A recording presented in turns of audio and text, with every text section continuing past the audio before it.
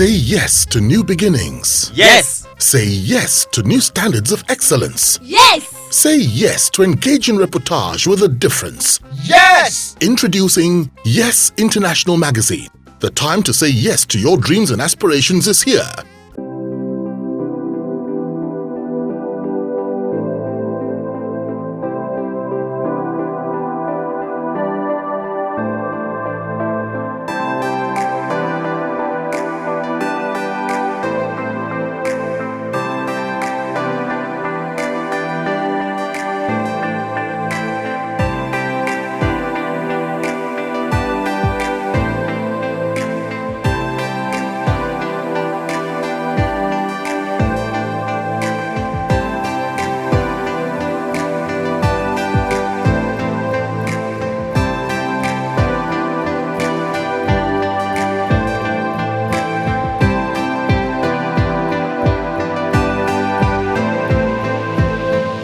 Good evening Lagos, good evening Nigeria, and good evening Africa, good evening also to the world, especially all our followers who usually watch us from all over the world. Good evening.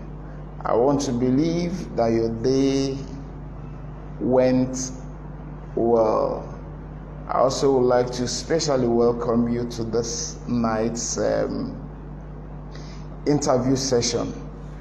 Of course, our guest tonight is Dr. Seye Kehinde. Dr. Seye Kehinde is the publisher of Nigeria's longest surviving celebrity journal, and that's talking about the City People magazine. Just days ago, they celebrated the 24th anniversary. I mean, it's not easy to run a business and sustain it for all of 24 years. How much more in a difficult terrain like the media sector? Wow, Abe from Lola, Rotary and Fumi Abe, thanks so much for joining us. Thank you very, very much. This is your first time of joining us. I'm so happy to welcome you. Rotary and Fumi Abe, thanks so much. Yes, as I was saying, our guest tonight is Dr. Seye Kehinde, popularly known as Dr. Seye Kehinde. Gbewa, Rotary and Gbewa, how are you? Thanks so much for joining us. Thanks so much. Thanks so much. Yeah, thanks so much. Good evening, Rotary and Fumi Abe. Thanks so much. Yes, as I said earlier on, our guest tonight is Dr. Seye Kehinde, the publisher of the very widely known and popular City People magazine. Dr. Seye Kehinde was born on April 21, 1965, and that makes him 55 years old. Of course, he's happily married and blessed with 3 wonderful children.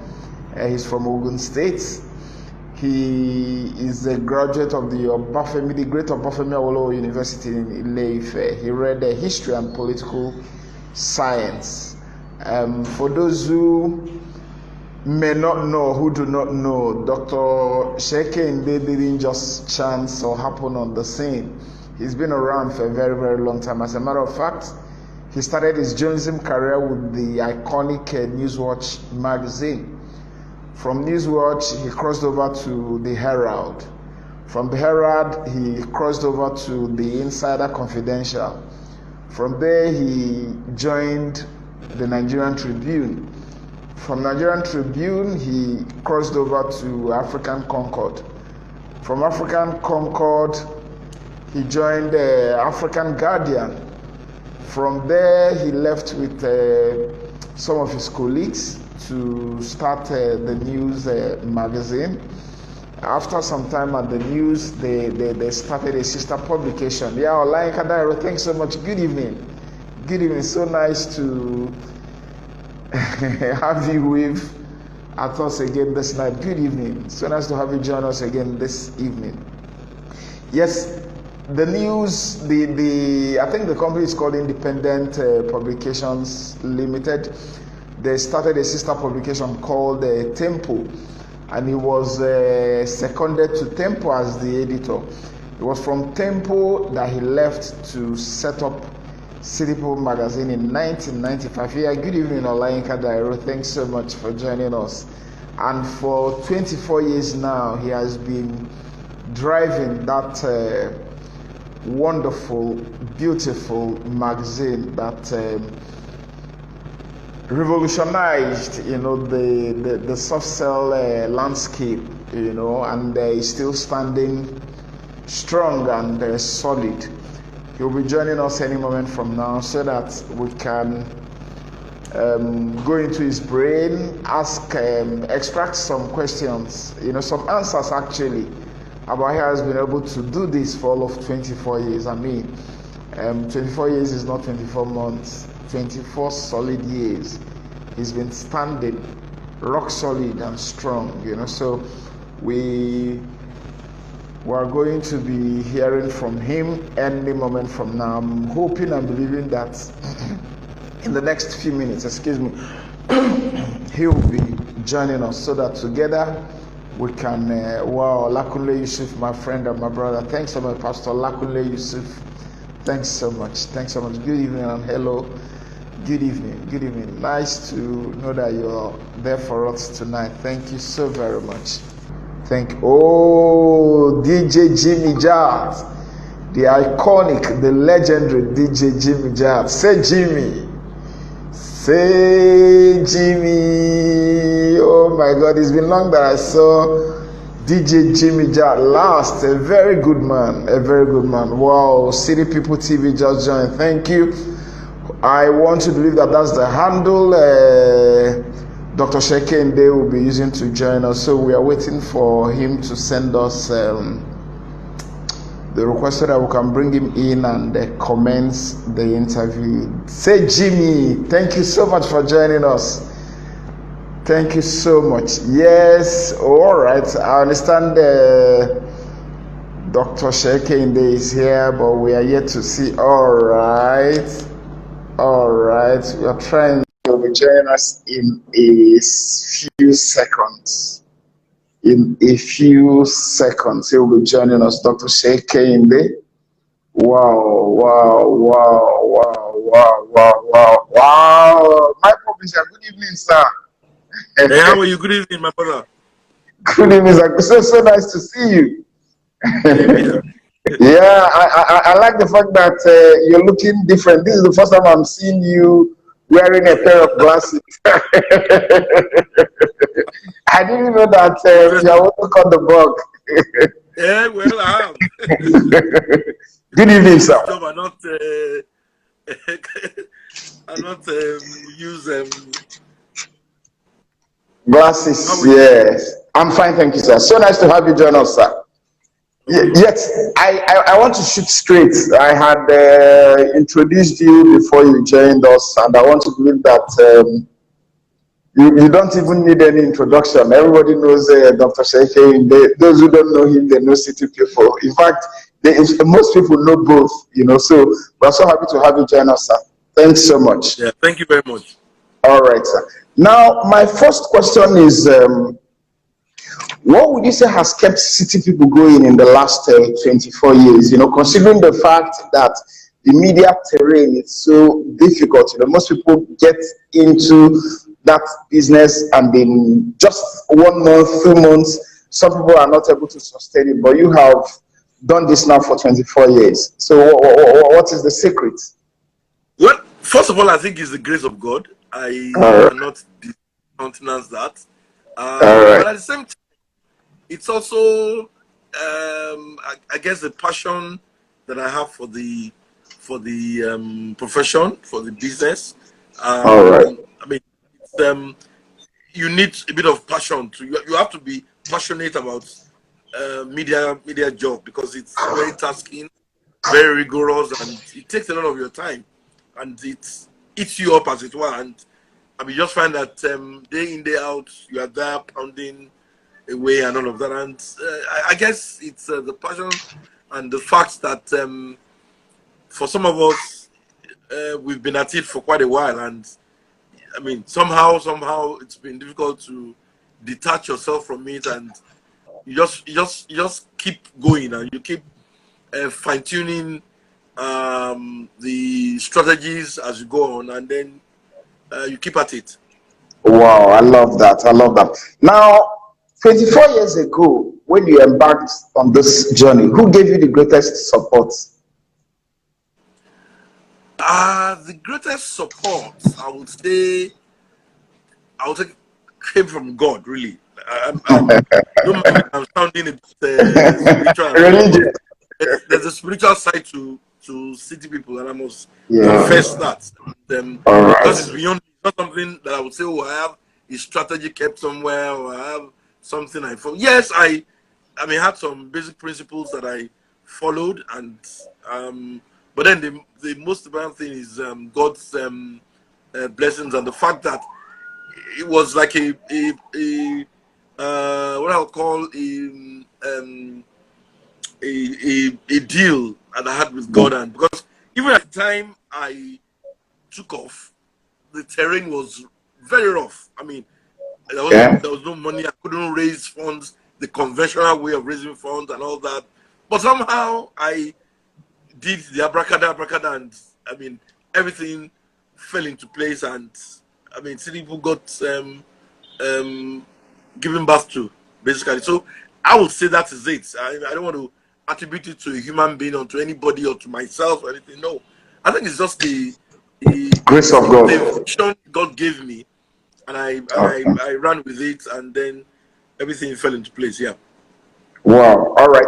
Now, I appreciate the fact that you have hid everything at the doorstep, of the Almighty God. But I still would want to believe that there must have been maybe one individual, who stood by you, who gave you. So, other than God, I need to know that one person You know, who. you know the truth of the Yes. matter. Yes. We started off November 1996, and as at that time, all those who promised they were going to invest in the business, and even those who promised they were going to support me with some funds and all of that, disappeared.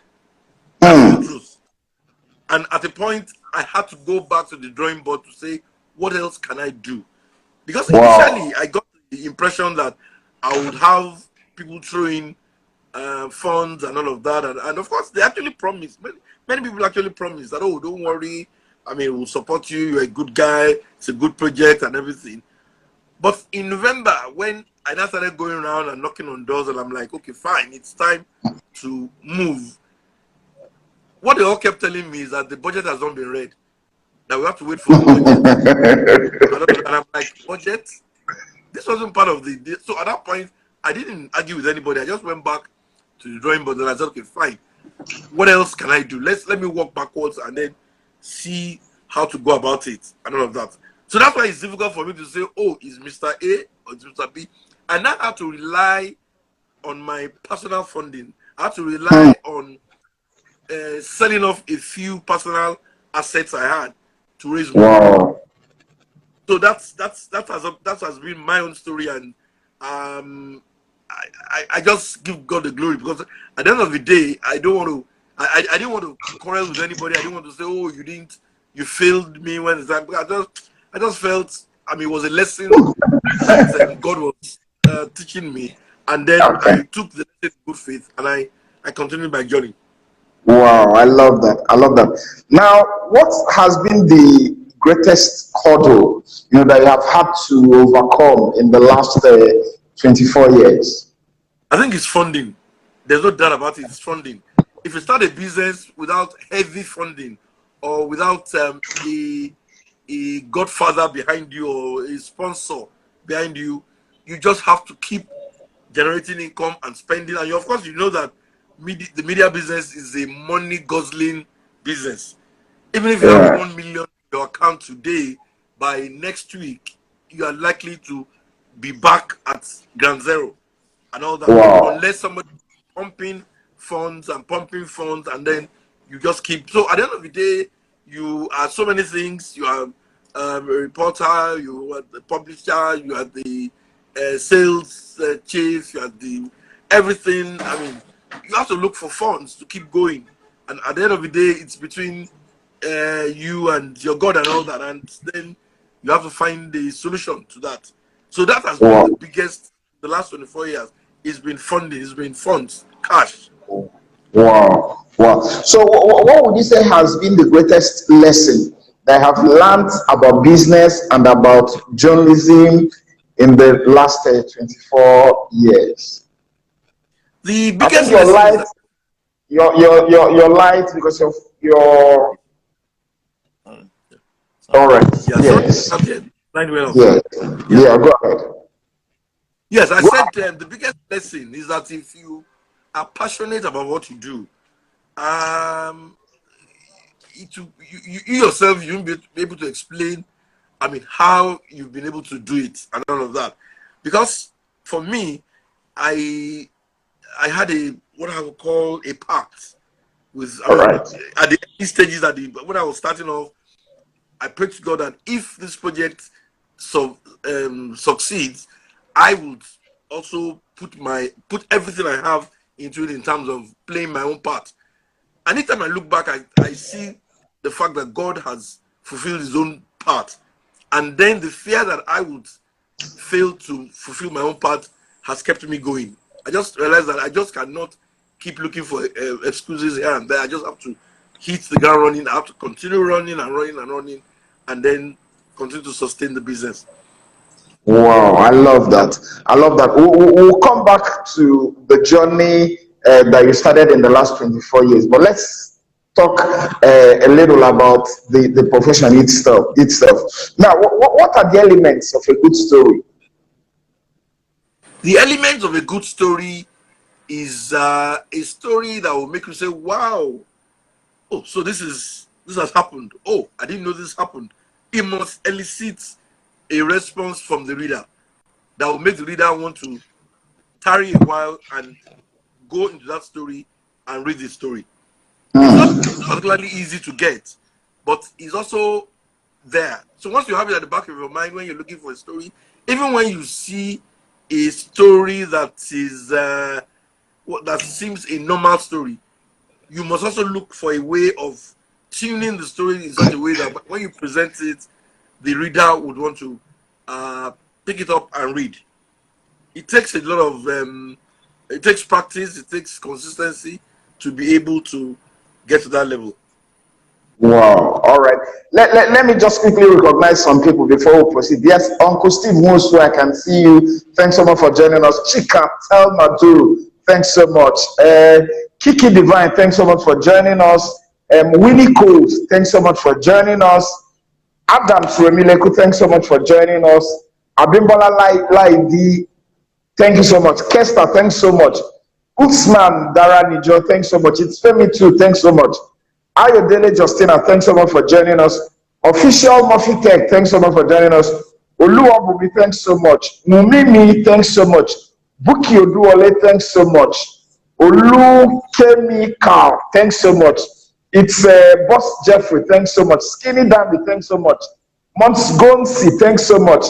Princess Kenny T, Kenny T, thanks so much. Nekuria Bond, thanks so much. Bewa, thanks so much. Abe Funlola, thanks so much. Olakule Yusuf, thanks so much. Olayinka Taiwo, thanks so much. Modupe Wemida, thanks so much for joining. All the beautiful who are joining us. With time, I'll be recognizing each of you. Thank you so very much. I Excuse thank me. them. Now, yes. So I would like to find out from you, sir. We have thousands of people now who are laying claims, to being journalists. Anybody who has a phone now claims that he or she is a journalist. If I may ask, who really is a journalist? Well, a journalist is somebody who takes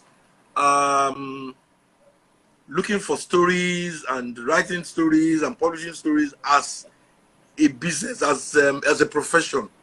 There's a difference between that and somebody who just for the fun of it just does that. I mean, in a very leisurely manner.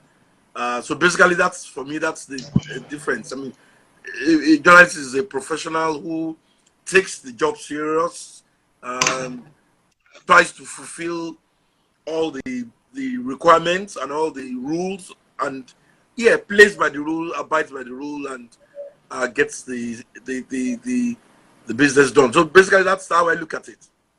All right. Now, talking about rules, could you please tell us some of these rules? You know, because a lot of people just jump into the terrain without understanding what exactly goes on there. Just tell us some of these rules that anybody who wants to play in that league must abide with. Well, apart from the professional rules, which we have a lot of that, I think the basic rule is that you must take the business of journalism serious. You must know it's serious business, because when you write, you are like defending a title. You are like putting your name to a story, and that is very, very important. It means that you've done all your legwork. You've confirmed all the information you are pushing out, and you can actually stake your credibility for that story. Of course, what that means is that you must obey. I mean, the basic. I'm even talking about the basic ones now, not even the ethical side of it. The basic ones, like you must a story must provide the 5 Ws. You must be able. I mean, somebody reading the story should be able to get those information, where, why, what, and all of the 5 Ws that will make a story complete. That a reader will not start asking, "Oh, where did this happen? Oh, when was this?" and all of that. All those W's must be embedded in the story you are writing. Then, apart from that, you must also obey the rules of fairness, accuracy. Even in your presentation, you must take it. I mean, people must see seriousness in what you're conveying, not just writing and leaving the reader to fill in the gaps. Let me put it that way. And at the end of the day, you must be able to stand up to this story to say, yes, I mean, I'm sure of everything in that story. And if it fails, or you get questioned and all of that, you can say, okay, fine, I concede that this part of it could have been done better. And then you correct, if possible, you make apologies, and then you move on from there. But all of this, we don't find these days in the industry. Wow. Ayoka, incredible. Thanks so much for joining us. My friend and my brother said, John, thanks so much for joining us. Ugo Waje, thanks so much for joining us. Kuti Abiola, thanks so much for joining us. Ajibola, okay, thanks so much for joining us. Ekundai Omana, thanks so much for joining us. Yes, Fabrics, thanks so much for joining us. Yes, now I would like to find out from you, sir. Usually we start, we step out as reporters, but along the line we all desire, we all begin to nurse and entertain this idea about ending up an editor. What are the attributes of a good editor, and what are the ways, through which a reporter can rise to the position of an editor? Well, I think the first principle is consistency. I believe if you're very consistent in the kind of journalism you practice, the sky really is the limit. You can get there in a short while. You can also get there in a long while, because it all depends on the establishment you're working with, or the media outfits that you're working with. But consistency, because once the owners of the business see you as very consistent and you are very professional in the way you present what you do, of course there's nobody that will not like you to not help you rise to the top of the ladder, which is to become an editor.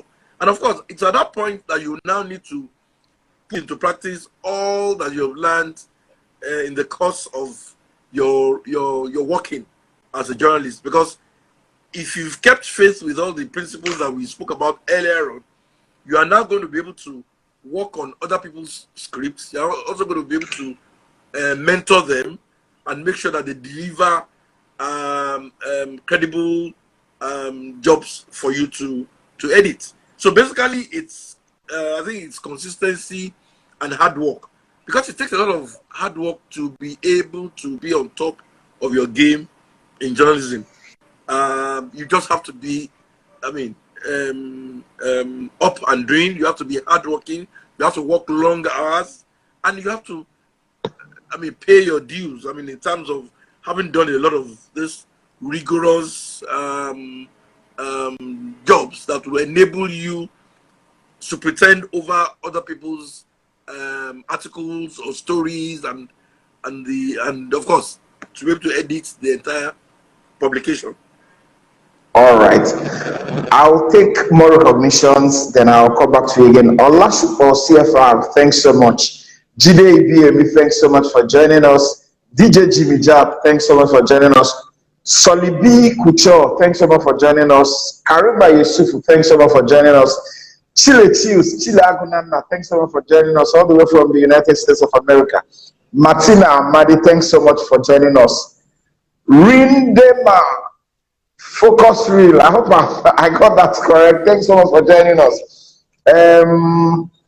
Yes, my next question is, I need you to take me down memory lane a bit. Tell us your most memorable story as a reporter. My most memorable story. Yes. And why? That's it. That's a tough one. Let me see now. Well, I would say that my most memorable story as a reporter was when I did a story in London on the women in prisons, Nigerian women in British prisons. Wow. It was tough. First of all, getting all the materials you needed, getting the names, and then confirming that those ladies were actually serving jail terms in London at that time. I'm talking of several years ago. Before the advent of internet. Oh, of course. That must have been the 90s. Let me put it like that. And it was tough, but I was able to do a good job of it. And I mean, everybody was like, wow, how did you get all of the details and all of that and that kind of stuff? And then, of course, that's the kind of thing that, I mean, journalists usually like, when your stories are commended and you are happy that you started from nothing, but you got a solid story that could stand the test of time and all that. So I'll call that the most memorable, because from here was I left Nigeria. I was on holiday in the UK, and then somebody suggested that story to me and said, oh, why don't you go to home, all the female prisons in the UK that a lot of Nigerians actually are in are serving jail terms there. So I had to go around, get all the details. It wasn't easy because it's not as if you can walk in there and they will give you the name. So I had to use friends, I had to get people, and all that. It was nice. By the time I put the final thing together, it was really tough. All right. Uncle Steve also has a question for you. Yeah. But before I take his question, he says he would like you to tell us about the days of guerrilla journalism. But before we take that, I want to ask one more question, then we'll take his own question. Okay. Now, as an editor, I need you to tell me the most memorable cover that you have done. These are very tasking question. Memorable cover. Let me see now.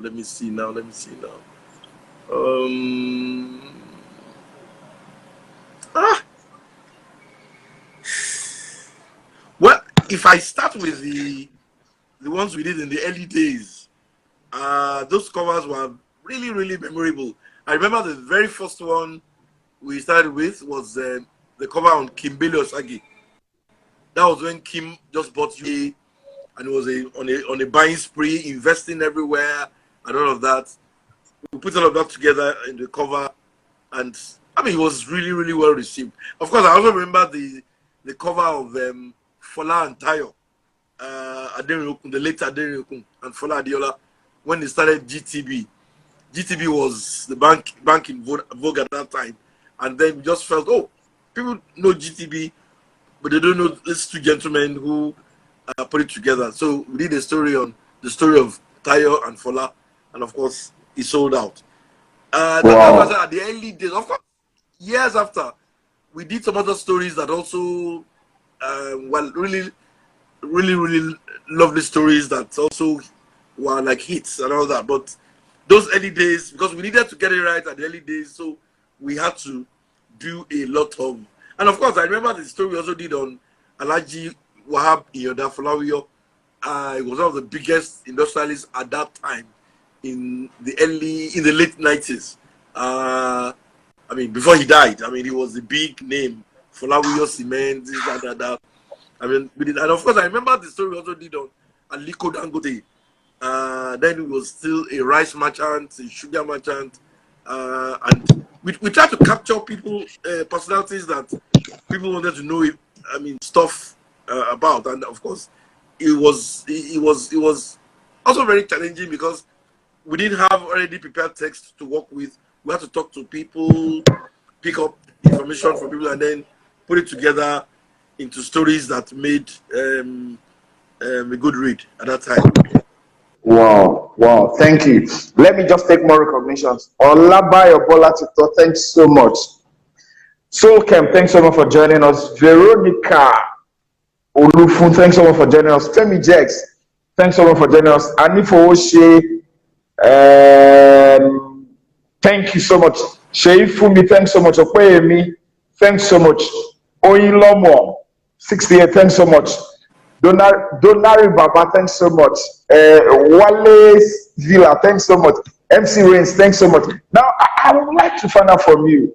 I mean, as an editor and as a publisher, you're used to casting headlines. Of all the headlines you've cast, I need you to tell me the most memorable one and why. The most memorable one. These are tough questions. Thank you, sir. Horrible headlines.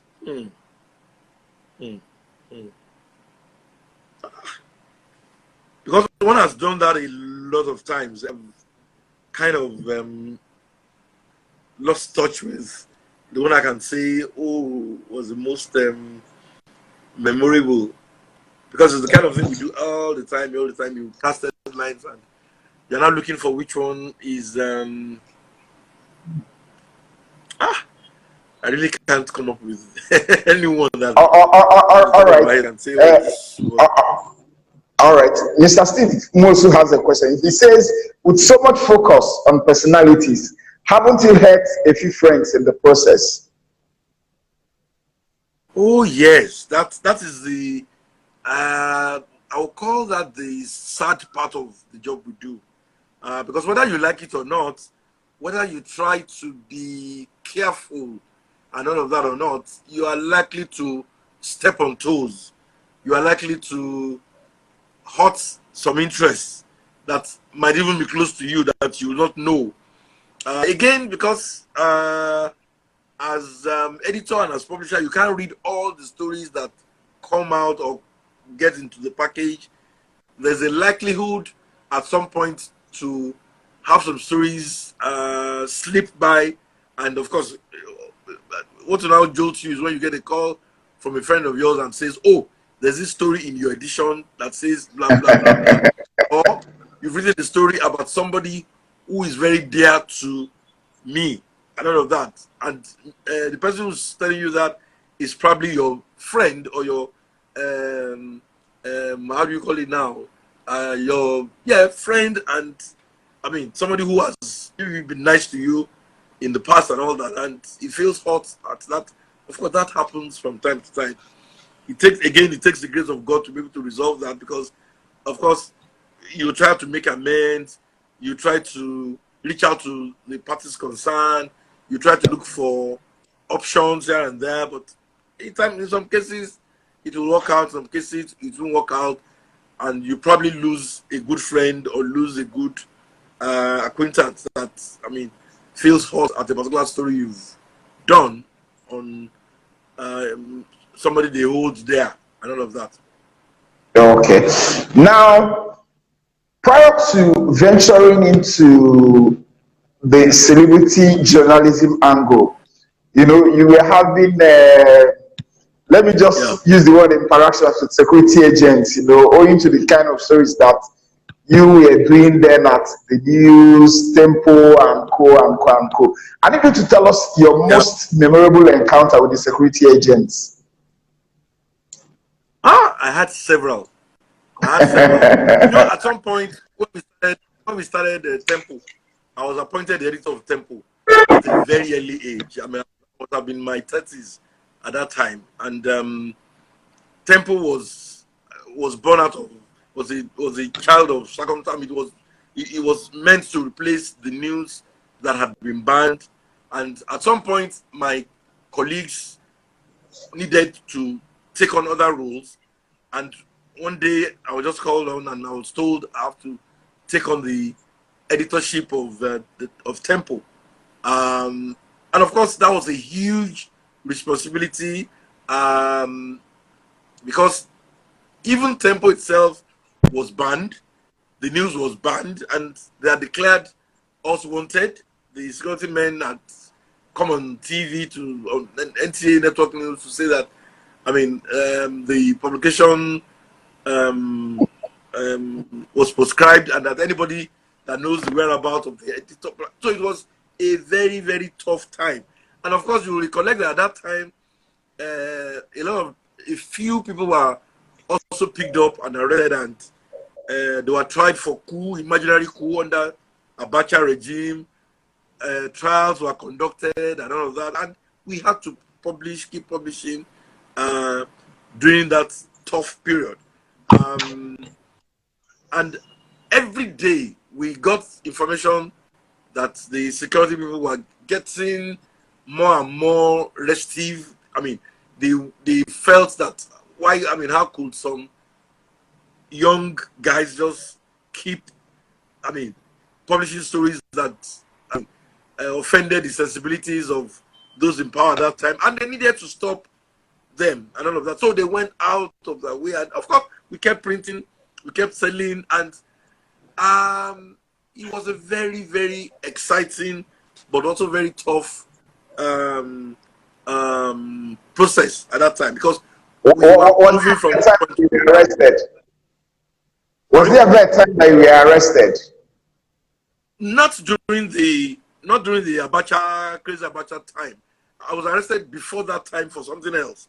There was a particular judge that just wanted to punish us, and he invited us to his court for contempt of court. We wrote about it. We wrote a story concerning a case before him, and he took us in, and for 1 week we were in Ikoyi prison. That was when I met the great fella, and I became friends with fella. That's another story. But the one you were talking about, the guerrilla journalism thing, was I decided that, I mean, I was also very angry that why would anybody want to stop me from publishing the truth and all that. So it was a case of determination that, okay, fine, we will continue to publish until the various regimes that came left and all of that. So of course, at that time there was IBB, from IBB to Shonekon to Abdusalam, I mean, the thing just went on and on like that. And for a very long time, we were under that horrible period in our history. But the beautiful thing is that we kept publishing. It was really, really, really tough, because at the point when they couldn't get us, they said, "Oh, we are publishing at the American embassy," and we all laughed, because we were so very careful with our operations. And could you tell us how people were doing it then? Just, I mean, the era is gone. Could you tell us how people were managing to do that, to do the security network? What I would say is that we were very creative. Of course, I had to close down I mean, I wasn't staying at home. I mean, I had to even close down the house because they would find out where you live. So that is almost certain. So we all had to leave our houses, and of course we had to live with friends. And of course, even at that time, you still have to move from one friend's house to another friend's house, because if you stayed in the place for too long, there's a possibility that they would have known where you are and you could be picked up and all that. Then of course you have to also move around, and we then also we have to supervise the printing, because at the point we were not paying attention to color. There was no color in it. It was just black and whites, and then we were churning it out 100,000 copies every week. The distribution was crazy, in the sense that not 100,000 would have been distributed. I mean, divided amongst us. I would pick my own copy, put it at the back of the car. On Third Mainland Bridge, the vendors are there. You are distributing it. They are paying you. They are collecting it, because the magazine was selling. A lot of vendors were interested in, but at the same time, you also have to be careful that you don't go and think you're selling to a vendor and you're selling to security agents. But yeah, but then of course we had to also decentralize our operations. We had a normal office there that we were not going to. We had to rent other buildings where we were operating from. Even the printing was done in different places and all of that. And in some cases, we were not using the conventional printing houses, because at that time you could count the good printers on your fingers that were around. And then that were around at that time. So we had to totally steer clear of those places, because those are the places that they would want to go to and check. But at least twice they came to where we were, and we still escaped. At the time they even came to the office, and we had to. But even at that time, I guess one of the things that also helped us was that most people couldn't identify. They couldn't put a face to the name. To the name. So it was easy. Yeah, so it was easy to disguise and then take off. All right. All right. Now you just said something, so I'd like to take you back a little. You said it was during one of those periods, when you were arrested, that you met Fela in the prison. I need you to tell us the most memorable thing you learned from him, or he told you, or it was very interesting. It was very interesting. Here we were, about 6 of us reporters, were thrown into Ikoyi prisons, and that was my first time of being detained. And of course, the shocking part was they took your belt, they took your wristwatch. You had no idea of time, and I like monitoring my time. I was always looking at my wristwatch and all that. But suddenly, I saw that I was denied all of this, and it did something to my psyche. I mean, I was like, so you mean life can actually get to this, why you didn't have an idea of time, whether it was 2 p.m. or 4 p.m. unless you ask people and they don't tell you what the time is.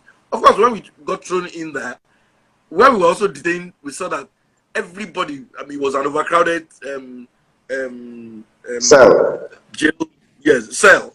And it was in the middle, right in the middle of the place that you want to ease yourself, you use yourself in the presence of everybody there and all of that. That again affected me. I was like, so you mean people can actually live like this?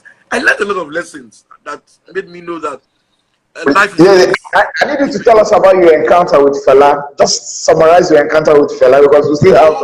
Okay, so it was while we were there that someone told us that Fela too was detained. We said, hey, you mean the real Fela? Yes, Fela. So we sent word to him that we were there, we're journalists from the news and all that. So he invited us, and we now realized that we could interview Fela, because here we were.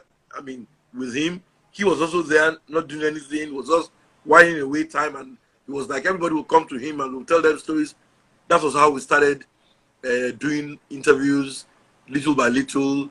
So we had I would say, the longest interview session. Wow. And all that. And we asked him about everything under the sun, from his own story to his views on life and all that. And immediately we came out, we had 2 editions. on Fela the On Fela, Fela. and he sold like Wow. hotcake. Wow. And of course, Wow. when Wow. Fela I love. now released after that, I became what do you call it now? I became a shrine devotee. I was always going to watch him perform at the shrine, at his own shrine in Kenya that time before he died. Wow. Wow. Wow. I love that. I love that. Now, you've been in this game now for, let's say, over 30 years. Now, Yes. out of those years, you spent 24 years building the City People brand. For someone to have a taste of success in the journalism profession, what must that person do? Hmm. Hmm. I guess you would you must have been able to write stories. The kind of things I do that gives me the kick I get is you start from ground zero, you work on a story and you build the story and turn you throw out the story and everybody says, wow, how did you do? I mean, that gives me a lot of joy at the fact that you have to do a lot of legwork, meet A, meet B, listen to this and put it together. And from not understanding the story, you've been able to come out with a very good story that other people would commend you. It's the same thing too with publishing. You put together a magazine week in, week out, and people commend you. People buy it. People become addicted. I mean, you go out and you run into people, and they tell you that, oh, if you get to my house, I have all the editions or editions of. And then I'm like, oh, some people actually. I mean, during this last COVID-19 period, we could not come out for a few weeks and all of that. And I had people calling me saying, when are you coming back? This, that, that. And I'm like, I mean, it makes you know that, oh, some people actually, you're actually making the day of some people, you're making them happy and they are like addicted to your product. It means you're doing something right. It means you're doing something that gets them interested in what you do. And that for me gives you a lot of satisfaction and happiness. Wow. All right. I would like to find out from you. I'd like to find out from you. You know, we have too many popular journalists. You know, they hobnob with the high and the mighty. But at the end of the day, you find out that most of them are poor. You know, they barely survive. They can hardly make ends meet. What exactly is the problem? Why do we have too many poor I journalists? guess, I guess, I guess part of it is because we are not, all of us are not what I'll say business oriented. Some of us are not, we also don't plan ahead to know that some of these things are temporary. Some of these things are not going to be, not going to last long. I realized that a long time ago. Today you can meet you might meet a billionaire that takes you as a friend or calls you a friend, and rather than look at it from the point of view of this guy needs you now, or he's probably using you now to achieve his own aim. He's probably using you for PR purpose, and because of that, he's dishing out. I mean, funds and all of that, and these funds are funds that perhaps you can invest, perhaps you can keep for the rainy day. But some of us mistake that to be a continuous thing, and oh, it will always happen. It will always be the. And by the time they realize that some of these personalities will just come and go, new ones will come, they will go, and that is the process of life and all of that, it becomes too late. So you find that many of our colleagues, many of our professional colleagues in the industry usually don't invest some of the monies that come, the free monies, let me put it that way, free monies that come their way and all of that. Of course, some people pay attention to other things. Some people pay attention to dressing. Some people pay attention to good life, which again, you can't fault them, you can't blame them. We all have things that stimulate us and get us happy and all, make us happy and all of that. But we must also realize that all of this is just for a while. Most of those, with the exception of a few, most of those friends we make along the line are friends that would disappear at some point. So you just find out, oh, somebody's, I don't want to mention name, but somebody is close to very popular billionaire, a very popular rich man.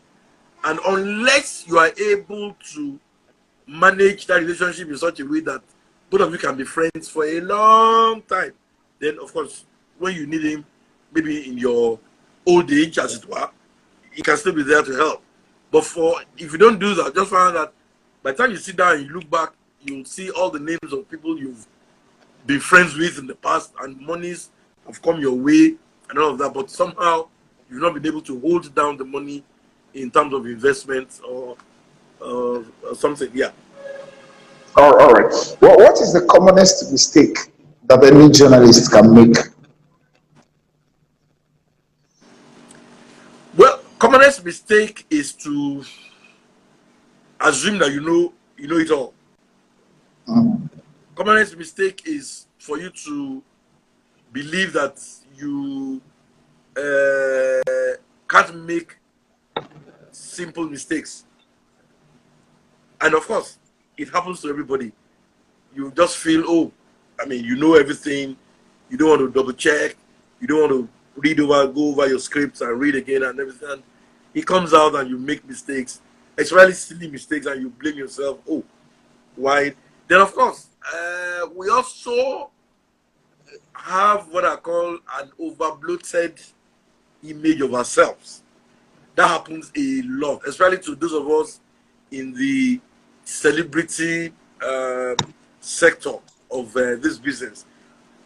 I guess it happens as human beings, you find yourself being close to a billionaire, and you're like, ah, this is the man I used to read in the papers and all in those good old days. Now you are close to him, and then you begin to behave like him. You begin to behave as if, oh, you are both on the same level and all of that, and that can be a mistake, because you also must understand the mentality of the rich and wealthy. They don't usually like to help you rise to be at par with them. But for some of us, we overrate ourselves and begin to feel, oh, there's nothing wrong in driving a very good car and telling your rich friends that, oh, you also drive a rich car like they do. But somehow, when they see that, they get a bit worried and they're like, oh, okay, that means this guy doesn't need our support, doesn't need our help. I mean, he's become a big boy and all of that. And then you just find out that the income that you get from them gets reduced as time goes. And of course, you just realize that you made some mistakes. So those are the simple mistakes that media Mistakes people can make, especially those. Yeah, those are the in our sector. their sector. Yes. All right. What would you describe as your greatest achievement as a journalist? Well, I would say the fact that I've been able to mentor so many of our colleagues who have passed through city people, the news and temple stable, and they are still doing well today. I feel happy. I feel when I look around and I see a lot of people who have at some point or the other I've had contacts with and had helped or had advised and all that, and they're doing well. It gives me, because I guess that is where the greatest satisfaction will come from, the fact that you've been able to reproduce or replicate I mean, other competent professionals like you are and all of that, and then you feel happy that, oh, okay, this person, yeah, you were lucky to have met him at some point, or he was lucky to have met you at some point, and you impacted positively on the person. All right. What would you have wanted journalism to do for you that it has not done?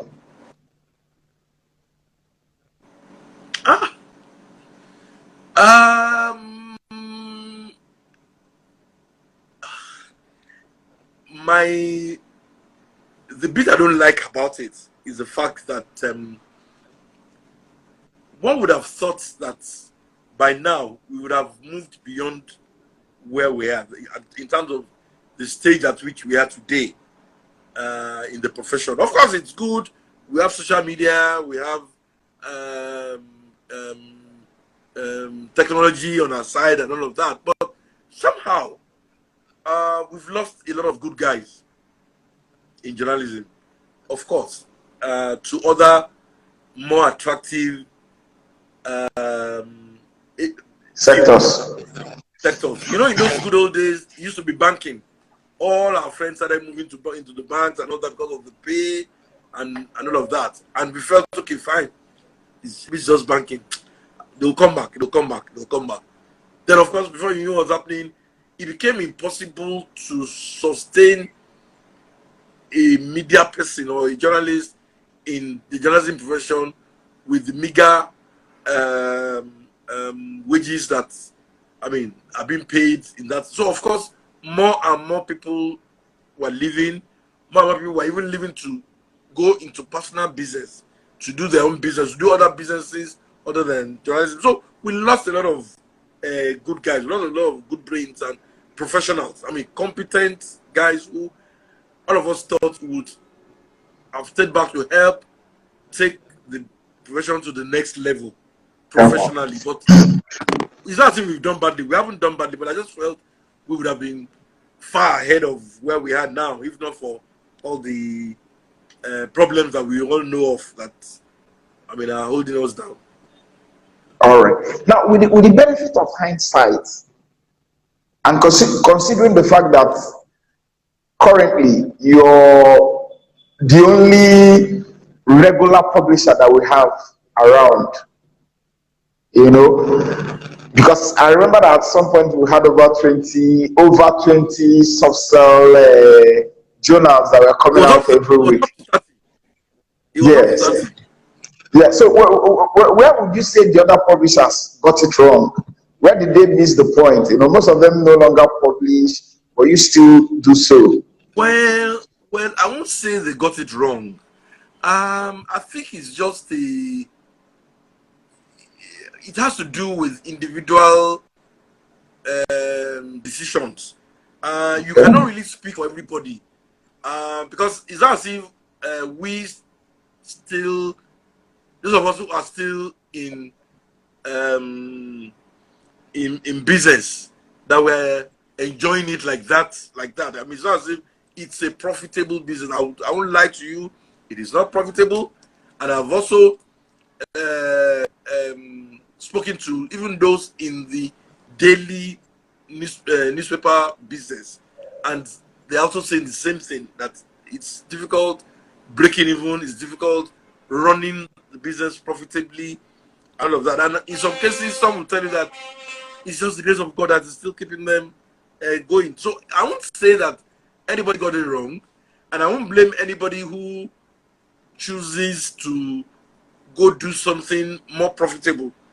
Because if you want to tell somebody not to leave a particular business, you have to be able to be sure that the person is enjoying it. You have to be sure that the person is. But when you run a business where it is not profitable, you put in money and you're not covering your cost, it will be difficult to convince people in that business to say, "Oh, stay back." Stay back to do what? Really? So that's why I said it's a function of individual decisions. I mean, if selling, I mean, or going into buying and selling will give you the money you need, why not? And then maybe just write articles from, I mean, once in a while. If it is opening a shop that will give you the money that you need, and you're actually getting that money from opening the shop, why would you want to sit down in journalism and be writing stories? And of course, you know that it's the same story, same complaint. No, seriously, that is, people are being, I think it's more of being realistic with what the, because when you look at you, I mean, you know what I'm saying. When you have to run after newspaper agents to collect your money, advertisers, you have to go and prostrate to collect the money. They'll tell you, oh, you have to wait for 30 days before. Of course, within that 30 days, you have to publish 4 times. So where are you going to get the money from? And even when it's time for them to pay the money is not paid. What else again? You have to buy paper. You have to pay printers. You have to on a weekly basis. And as you're Wow. putting the money, I mean, like my great brother and friend Basharon, what do you keep saying? It's a big kalu business. Yeah. I mean, you put in Also, money and you're not sure. Yeah, he said it's the greatest also, casino. Yeah, so you ask yourself, you have to be convinced that you have to. If not, you might end up selling everything you have to be able to sustain the business the and all of that. business. All So right. that's why a lot of our colleagues have become very creative. Oh, why don't you go and do something else? And they're doing it, and they're making good money from it. So, I mean, I don't think I want to blame anybody. It's an All individual right. decision. It's either for you to whether you want to stay or you want to go do something more profitable. All right. Now, why do you think that most publishers moved online very late and that they allowed non-professionals to take over that sector, to dominate that sector? Why did they tarry for so You know, long you know before the stepping into you know the that you know the terrain? truth. You know the truth of the matter. We're all guilty of that. Guilty as charged. And I guess it's because we did not, like you said, catch latch onto the Social media. wind that was blowing at that time. Yes, we somehow we felt we'll survive it. We somehow felt the print will continue forever. Nothing would happen. We didn't see what some people saw early enough. And by the time we all began to react to it individually and collectively, I mean, it was almost too late. But I guess, like people also say, it's never too late. It's the day you realize, I mean, where you are is, I mean, your morning, and then you take it from there and you begin to build and then hope for the best. But that's the truth of the matter. We underrated the problem, we underrated the challenge that was coming our way, and we felt, we'll survive it and all of that. And that was the mistake we all made. So what's the way out now? The way out is for everybody to go in the direction of the social media. It's a phase that is with us. We live through it now, and everybody, whether you're in the print journalism profession or broadcast or whatever, social media is a key component of the job we do, and even in our own case, we've had to integrate social media with the print edition. So everything that you find in the print, you read online, and you also get to both. I mean, they both complement each other in terms of the print itself cannot stand alone, cannot stand on its own without having the support of the social media to give it that push and give it that publicity and attention that is needed right now. So that's the way to go about it. We must take it seriously, and like you said, we must also try and dominate that scene, because we are professionals and we're trained to do that. So why shy away from a face that is, I mean, is real, and that's the That's state at come. which we are now. I guess, yeah, it has come to stay, and very soon we're going to even move from that point to another level. So if you miss this stage at which we are Stage. now, there's a likelihood of, yes, we are likely to not Miss out be completely. unable to catch up. Yes, Mr. Kwame are not unable to catch up with the rate at which change is coming on. Okay, I'll take a few more questions so that we can round off. Yes, I'd like to find out from you. Okay. Considering the fact that you have been able to sustain City People now for all of 24 years, what is the next stage? What is the next phase of City People? Where are you taking it next after 24 years? No, like I said to you, we're trying to strengthen our online. That is the next stage, and then look at allied areas that we can invest, we can do business with, because the changes going on right now is not the industry is in a very fluid state that you need to assess where you are, come up with where you're going, and then look at opportunities that are bound. There's so many opportunities that are bound that you can benefit from. So as you're trying to strengthen your online platform and play along with other competitors, you must also look at the possibilities, the endless possibilities that are there. And I mean, like, one of it is what we're doing now. I mean, Instagram live chats, so many things that you can do. And I also know that the way life is going now, we're going to be seeing opportunities here and there. That and it's only the creative person, the creative mind, that can see opportunities where others don't see it. So it's like you're playing a game, and you're moving the game from a particular platform to another platform. So you need to get used to it. You need to look at new strategies, new styles of playing those games and all. So that is what. So for us, we need to strengthen our online. We need to make our presence felt online. Oh, all right. I'd like to find out from you, if a young person comes to you now and says he or she wants to go into journalism, what would be your Yeah. advice to the person? Well, I would advise the person to understand the terrain he or she is going into. Of course, I would tell the person that journalism is not being played the way it was played years ago. Things are changing, and that you must, just like what I've just said to you, you must look for opportunities online, look for opportunities that are unfolding, even opportunities that will probably come in handy in the next few years. Excuse me. Like when I talk to young people, and they tell me, oh, they're into photography, oh, they're into music, oh, they're into makeup, they're into fashion, they're into all those new areas that young people are going into. Anytime I interact with them, what I ask them is, so where do you think this industry will be in the next 5 years?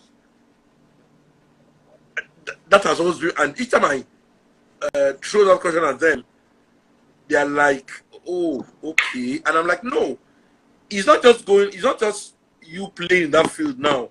You have to understand that this game will change in the next 5 years. I can guarantee you that, and all that. And that's why, if you know that the game will change in the next 5 years and you can read correctly, why don't you start preparing for the next 5 years? So by the time your colleagues are still playing on what exists now, you are already adding value to what you're doing, and you are moving fast. You're moving ahead of them to go and, I mean, meet them in front and all of that. So that's, for me, that's it. So if anybody says I want to be a journalist today, I'll say, well, don't look at what exists now. Where do you think journalism industry will even be, or print journalism will be in the next 5 years? And if the person can correctly tell me or interpret or read the opportunities that will exist in the next 5 years, then I know that that person is a good, will be a good, how do you call it now? Will be relevant in the next 5 years. So, for example, if you just say, what you want to do is what other people are doing, then it means that you're just joining the bandwagon. But if you're saying that, oh, you think that what this is what they're doing now, but this is what I want to do differently to make me stand out from the crowd, then I would know that that person has the potential, and that all the person needs is a bit of fine-tuning and advice and mentoring, and then of course the sky will be the beginning, not even the limit for such a person. Right. On a final note, I know that you have interviewed hundreds of people. Who is that person that you would like to interview, but you still that has remained elusive, that you still haven't? Yes, that that one person that would have, yes, what, that one person There's so many people though, that I haven't been able to get. like President Buhari. Okay. There's so many of them. He's one person I like to interview. Why Another person I like to Buhari? interview because one is the president of Nigeria, is the most important person in this country, the number one president and number one person in this country. But you want to know, I want to know how his mind works. I want to really, as a journalist, I want to understand the man because I don't understand the man really, and I want to understand him. And I would like to, like you, and I know that you also have that. You also have that mindset that you want to sit him down and say, why don't you listen to people? Why don't you do what people want? Why is it difficult to do A, B, C, D, E, F, and all of that? And then he gives you answers, and then you grill him and you bring out the best in him. Another person I would also like to interview would be Ashwaju Bola Tinubu. I mean, the most talked about politician in Nigeria and all of that. And I want to ask him a few probing questions that perhaps would help, I mean, the viewers or the readers to understand him even better and all of that. And for me, that is another part of journalism that excites me. The fact that you're sitting with somebody that you know that about 100 million Nigerians or 50 million Nigerians would like to know certain things about the person or why the person is the way the person is and all of that, and you want to be able to bring that out. So that's why I said there are a lot of them like that, people, policy makers, entertainers, and all of that. And I mean, you cannot have enough of them. I mean, especially if you want to sit down and then interview them and bring out the unknown part of them and also their views about life. Wow. Thank you so very much. It's been a wonderfully rollicking time talking to you this night. I mean, it's always a delight, getting to pick your brain and, hear from you. Thanks so much, sir, for being a huge inspiration, for the advice, for the support and everything. We really, really appreciate you. Now, all those who made our time to join us this evening, we are very, very grateful. We are not taking all the data, that you deployed to be a part of this for granted. We really, really appreciate you. My friend and my brother, Ugo Waje, Olayenka Dairo, who has remained my most consistent follower, Uncle Steve Mosu, all the wonderful people, too numerous to mention, even my wonderful wife, Edith, as well. Thanks so much for joining us. All those who made our time to be part of this night. Thank you very, very much. Thank you very, very much. Let's do it again next Friday. Thanks so much. Good night and God bless all of you. Thank you very much. Thank you very much. Good night, sir. Thanks so much, sir. Bye-bye. Good night. Thank you. Bye, sir.